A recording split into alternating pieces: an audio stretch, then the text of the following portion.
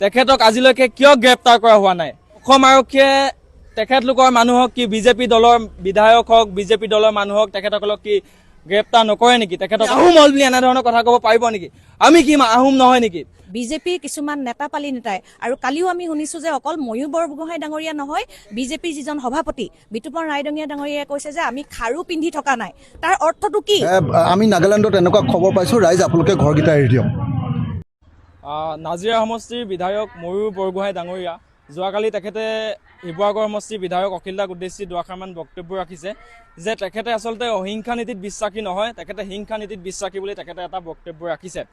আৰু অখিল দাক বিভিন্ন ধৰণৰ তেওঁ মন্তব্য কৰিছে আৰু তেওঁ এই কথাৰ যোগেদি এটা কথা বুজাব বিচাৰিছে যে তেখেতসকলে একদম গোটেই 3খন জিলাৰ মানুহক একেবাৰে আচলতে যিমান বেজীটোলৈকে কিনি দিছে আৰু অখিল দাই একো কাম নকৰে বুলি তেওঁলোকে বুজাব বিচাৰিছে।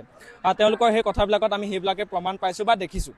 এতিয়া প্ৰথম কথাটো হ'ল নাজিৰা সমষ্টিৰ যিগৰাকী বিধায়ক আছে ময়ূৰ বৰগোহাঁই ডাঙৰীয়া, তেখেতে শিৱসাগৰৰ মানুহক কেইদিন আহি কেইটা খোৱা দানা দিলে বা কেইটা চাউল দিলেহি, এইটো আমাৰ প্ৰথম প্ৰশ্ন তেখেতলৈ। আৰু তেখেতে যিটো কথা কৈছে এই কথাটো কি ভিত্তিত, কোনখন সংবিধানৰ ভিত্তিত, কেনেধৰণে তেখেতে ক'ব পাৰিলে? এগৰাকী মানুহক মুকলিকৈ ভাবুকি কিয় দিব পাৰিলে তেওঁ? তেখেতক আজিলৈকে কিয় গ্ৰেপ্তাৰ কৰা হোৱা নাই? তেখেতক আজিলৈকে কিয় আটক কৰা হোৱা নাই? কি অসম আৰক্ষীয়ে তেখেতলোকৰ মানুহক কি বিজেপি দলৰ বিধায়ক হওক বিজেপি দলৰ মানুহক তেখেতসকলক কি গ্ৰেপ্তাৰ নকৰে নেকি? তেখেতসকলক আটক নকৰে নেকি? আজি অখিল দাই যেনেধৰণে কামবিলাক কৰিছে শিৱসাগৰৰ মানুহক হওক, আজি নাজিৰা সমষ্টিৰ নেপালী খুঁটিৰ যোনটো এৰিয়া আছে সেই এৰিয়াটোৰ মানুহে এটা টাইমত অভিযোগ কৰিছিলে যে তেখেতৰ যিগৰাকী বিধায়ক আছে ময়ূৰ বৰগোহাঁই ডাঙৰীয়া, তেখেত তালৈ যোৱা নাই, তাত তেখেতক পহু খেদা দিছিল আৰু এগৰাকী ব্যক্তিক তাত পহু খেদা দিছিল। অখিল দাক কিন্তু তেনেধৰণে আচলতে মানুহে কটু বাক্য প্ৰদান কৰা কিন্তু আমি নেদেখিলোঁ। অখিল দাই যেনেধৰণে শিৱসাগৰ মানুহৰ সমষ্টিৰ কাৰণে কাম কৰিছে, দিনে ৰাতিয়ে কাম কৰিছে, সেয়া শিৱসাগৰৰ মানুহে দেখিছে, সেয়া অসমৰ মানুহে দেখিছে। কেৱল মাত্ৰ আপোনালোকৰ মানুহেহে নেদেখে নেকি? আজি মানুহৰ অৱস্থা কি? আজি নাজিৰা মানুহৰ, বেতবাৰী মানুহৰ, নিমাইজানৰ মানুহৰ, শিৱসাগৰৰ মানুহৰ অৱস্থা কি? আজি মানুহ তিৰপালৰ তলত, টিঙৰ তলত আজি ৰ'দত তিতিছে, বৰষুণত শুকাইছে। তাৰপিছতো আজি আপোনালোকে নিকৃষ্ট ৰাজনীতি কৰিবলৈ আহে, তাৰপিছত আপোনালোকে মানুহৰ জীৱনক লৈ ৰাজনীতি কৰিবলৈ আহে। এইবিলাক আপোনালোকৰ কেনেকুৱা ধৰণৰ ৰাজনীতি? আপোনালোকে ৰাজনীতি কৰিছে কৰক, কিন্তু মানুহৰ জীৱনক লৈ আপোনালোকে খেলা কৰাৰ ক'ত অধিকাৰ পালে? আপোনালোকে মানুহক অপমান কৰাৰ ক'ত অধিকাৰ পালে? আজি বানাকাণ্ডৰ ৰাইজৰ ওচৰলৈ কেইজন বিজেপি নেতা মন্ত্ৰী গৈছে আৰু আপোনালোক গৈছে, আপোনালোকে কি বস্তু তাত প্ৰদান কৰিছে? আজি মানুহৰ লাগতিয়াল বস্তু কি আৰু মানুহৰ লাগতিয়াল বস্তুবিলাক আপোনালোকে কিমান প্ৰদান কৰিছে? এনেকুৱা ধৰণৰ আপোনালোকে ৰাজনীতি, নিকৃষ্ট ৰাজনীতি মানুহক লৈ কৰা বন্ধ কৰক। আপোনালোকে দলৰ মাজত ৰাজনীতি কৰক, আপোনালোকে কিন্তু মানুহক লৈ ৰাজনীতি নকৰিব। আৰু ময়ূৰ বৰগোহাঁই যিটো বক্তব্য ৰাখিলে, তেখেতৰ ওপৰত সমগ্ৰ অসমবাসী ৰাইজে, সমগ্ৰ অসমৰ মানুহে, সমগ্ৰ শিৱসাগৰৰ মানুহে তেখেতৰ ওপৰত FIR দিব লাগে, তেখেতক গ্ৰেপ্তাৰ কৰিবৰ কাৰণে দাবী জনাব লাগে। তেখেত এগৰাকী আহোম বুলি ফুটনি মাৰিছে। আমিও আহোম, আমাৰ গাতো আহোমৰ তেজ আছে।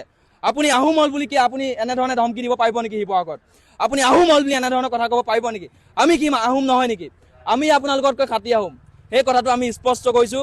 আজি আমি তেখেতৰ ওপৰত এখন FIR দিম আৰু আমি দাবী জনাম। আমি DGPক দাবী জনাইছোঁ, আমি মুখ্যমন্ত্ৰীক দাবী জনাইছোঁ যে তেখেতক গ্ৰেপ্তাৰ কৰি উচিত শাস্তি প্ৰদান কৰিব লাগে।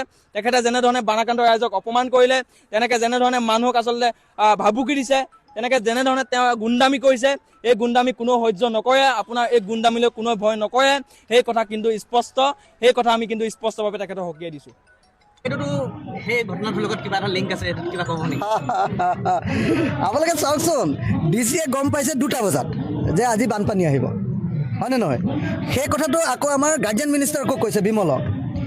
সেই মানুহ দুটাই নিজৰ ভিতৰত কথা নাপাতে, সেইটোকে যদি ছ'চিয়েল মিডিয়াত দি দিলেহেঁতেন, সেইটোকে যদি TV মানুহবিলাকক আপোনালোকক কৈ দিলেহেঁতেন যে এনেকুৱা হৈছে, দুইজনটো গিৰিয়েক ঘৈণীয়েক নহয় জানো? আমাৰ সোণাৰীৰ মানে চৰাইদেউৰ DC আৰু শিৱসাগৰ DC গিৰিয়েক ঘৈণীয়েক। তেওঁলোক দুজনে যদি ছ'চিয়েল মিডিয়াত বা মিডিয়াত যদি কৈ দিলেহেঁতেন যে আমি নাগালেণ্ডত এনেকুৱা খবৰ পাইছোঁ, ৰাইজ আপোনালোকে ঘৰকেইটা এৰি দিয়ক, আমি চাৰ্টিফিকেটখন লৈ ঘৰখিনিৰ পৰা আঁতৰি দিলোহেঁতেন, তেতিয়া 105জন মানুহ বাচিলেহেঁতেন। প্ৰথম কথা সেইটো নকৰিলে, গতিকে মোৰ তেওঁৰ ওপৰত খং আছে। খাৰাং খাজ কথা, মোৰ অসমৰ খিলঞ্জীয়া মানুহ 105জন মানুহ ঢুকাইছে, গৰু গাই গোটেই সা সম্পত্তি চব ধ্বংস হৈ গৈছে। মোৰ তেওঁৰ ওপৰত খং আছে, মিছা কথা কৈ লাভ নাই, মোৰ DCৰ ওপৰত পূৰা খং আছে। দ্বিতীয় কথা, আমাৰ DCজনে একেবাৰে মন্ত্ৰীৰ পিছে পিছে ঘূৰি ফুৰে, কাম নকৰে। ইমিডিয়েট ৰিলিফ দিব খুজিছে, তাৎক্ষণিকভাৱে ৰিলিফ দিব খুজিছে 15,000। আজি হৈ গ'ল 35 দিন। 35 দিনলৈকে যদি ইমিডিয়েট নহয়, তেতিয়াহ'লে 35 বছৰৰ পাছত দিব নেকি? গতিকে এইটো মোক খং উঠিবলগীয়া কথা হয়নে নহয় কওক? মই খঙো কৰা নাই, মই অভদ্ৰামীও কৰা নাই, মই খালি টানকৈ কৈছোঁ। আৰু আপোনালোকে নিশ্চয় জানে যে ভাৰতৰ সংবিধান অনুসৰি ডিচিতকৈ জনপ্ৰতিনিধিজনৰ মৰ্যাদা সদায় বেছি। আৰু আমি ডিচিৰ ওচৰলৈ যাব নালাগে, আমাৰ ওচৰলৈ ডিচি আহিব লাগে। আমাক ছাৰ বুলি ক'ব লাগে ডিচিয়ে, আমি ডিচিক ছাৰ বুলি ক'ব নালাগে। আমি চিফ ছেক্ৰেটাৰীকো ছাৰ বুলি ক'ব নালাগে, আমাকহে ক'ব লাগে ছাৰ বুলি। নিশ্চয় আপোনালোকে জানে যে জনপ্ৰতিনিধিৰ যি মৰ্যাদা ভাৰতৰ সংবিধান অনুসৰি, মই নিশ্চিতভাৱে তেওঁক মই তেনেকৈ ক'ব পাৰোঁ। আৰু মই তেওঁক বেয়া ব্যৱহাৰ কৰা নাই, ফিজিকেল এটেক কৰা নাই, অভদ্ৰ শব্দ ব্যৱহাৰ কৰা নাই, অশ্লীল শব্দ ব্যৱহাৰ কৰা নাই, কিন্তু টানকৈ কৈছোঁ। এইটো মোৰ জনতাৰ প্ৰতি দায়বদ্ধতা। আৰু এইটো মই এতিয়া নহয়, ভৱিষ্যতেও, আগতেও কৈ থাকোঁ, ভৱিষ্যতেও কৈ থাকিম। তাৰ কাৰণে যদি পৃথিৱীখন লুটিও খাই যায়, তথাপিও মই ইমান কেয়াৰ চেয়াৰ কৰা মানুহ নহয়। আপোনালোকক মই খাটাংকৈ কৈছোঁ যে যিদিনালৈকে সকলোৱে ইমিডিয়েট ক্ষতিটো নাপাব, ইমিডিয়েট ৰিলিফটো নাপাব আৰু 100% ক্ষতিপূৰণ নাপাব, তেতিয়ালৈকে মই কাকো শান্তিত থাকিব নিদিওঁ। চাওক, যোৱাকালি যিটো আমাৰ নাজিৰা বিধায়ক ময়ূৰ বৰগোহাঁই ডাঙৰীয়াই যিটো দি আছে যে এটা তেওঁ উচতনিমূলক কথা কৈ আছে যে আমি হিংসাৰ জৰিয়তেহে কাম কৰিম, এইটো আমি সম্পূৰ্ণ তেওঁক আমি ধিক্কাৰ জনাইছোঁ। কাৰণ 19 তাৰিখৰ পৰা আমি দেখি আহিছোঁ যে আমাৰ বিধায়ক মহোদয়ে যিখিনি কষ্ট কৰি শিৱসাগৰ বানপীড়িত ৰাইজৰ কাৰণে তেওঁ যিখিনি কষ্ট কৰিছে, সেইখিনি আমি প্ৰত্যেকেই 19 তাৰিখৰ পৰা দেখি আহিছোঁ। তেওঁ পানীত নামি ঘৰে ঘৰে, প্ৰত্যেকৰ ঘৰে ঘৰে তেওঁ সাহাৰ্য আগবঢ়াইছে। আৰু প্ৰত্যেককে তেওঁতো এনেকুৱা কৰিছে যে তেওঁ তাত যিখিনি মানুহ মানে মানুহৰ ঘৰত বন্দী হৈ আছিল, যিটো সময়ত তেওঁলোক ওলাই আহিব নোৱাৰে, বৃদ্ধ বনিতা, সেই সকলোকে তেওঁ নিজে চকীত বান্ধি তেওঁ চকীত লৈ ধুনীয়াকৈ তেওঁ লৈ আহি ৰাস্তালৈ লৈ আহিছে। ইমানখিনি তেখেতে কৰিছে। তাত আকৌ বিজেপিৰ কিছুমান নেতাপালি নেতাই, আৰু কালিও আমি শুনিছোঁ যে অকল ময়ূৰ বৰগোহাঁই ডাঙৰীয়া নহয়, বিজেপিৰ যিজন সভাপতি বিতুপন ৰায়দঙীয়া ডাঙৰীয়াই কৈছে যে আমি খাৰু পিন্ধি থকা নাই। তাৰ অৰ্থটো কি? খাৰু পিন্ধি থকা নাই মানে তাৰ অৰ্থ কি? মহিলাক বুজাইছে নেকি? খাৰু পিন্ধি থকা মানে মহিলাক বুজায়। মহিলাক তেওঁ দুৰ্বল বুলি ভাবিছে নেকি? খাৰু পিন্ধি থাকিলে যে দুৰ্বল, সেই কথাটো কাক মিনিং কৰিছে? তাৰমানে তেওঁলোকে মহিলাক দুৰ্বল বুলি ভাবিছে। এইটো তেওঁ বিজেপিৰ যিজন সভাপতি, তেখেতে এই কথাটো কালি দেখা গৈছে। আৰু তেখেতে কৈছে যে আমাৰ বুথৰ মহিলাৰ 2টা চৰে অখিল গগৈ ডাঙৰীয়াৰ কাৰণে যথেষ্ট। আমি তেখেতকো সকীয়াই দিব বিচাৰিছোঁ। ৰাইজৰ দলতো আমাৰ জাতীয় নাৰী বাহিনী বুলি এটা আমাৰ শক্তি আছে, মহিলা শক্তি আছে। আৰু সেই জাতীয় নাৰী বাহিনীও কম নহয়। কিন্তু তেখেতলোকে যেতিয়া সেইটো কথা কয়, আমিও তেখেতলোকক সকীয়াই দিব বিচাৰিছোঁ যে আমিও কম নহয়। তেখেতলোকৰ মহিলাৰ সেই কথাটো যেতিয়া বিজেপিৰ এজন সভাপতিয়ে কৈছে, আমিও তেখেতলোকক তেওঁ সেই কথাটো যে ক'ব নালাগে, আৰু সেই বস্তুটো হিংসাত্মক, সেইটো এটা হিংসাত্মক কথা। যিটো ময়ূৰ বৰগোহাঁই ডাঙৰীয়াই যেনেধৰণে কৈছে, বিজেপিৰ সভাপতিজনৰো মন্তব্যটো হিংসাত্মক।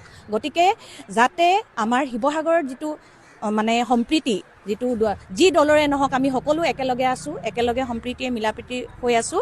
আৰু সেই সম্প্ৰীতিত যাতে তেওঁলোকৰ মূল বিষয়ববীয়াবিলাকে উচতনি দি নাথাকে, তাক আমি আমাৰ জাতীয় নাৰী বাহিনীৰ পৰা তেওঁলোকক অনুৰোধ জনাইছোঁ। আৰু তেওঁলোকক সকীয়াই দিছোঁ যে ভৱিষ্যতে তেওঁলোকে যাতে এনেধৰণৰ বাক্য মুখৰ পৰা নুলিয়ায়।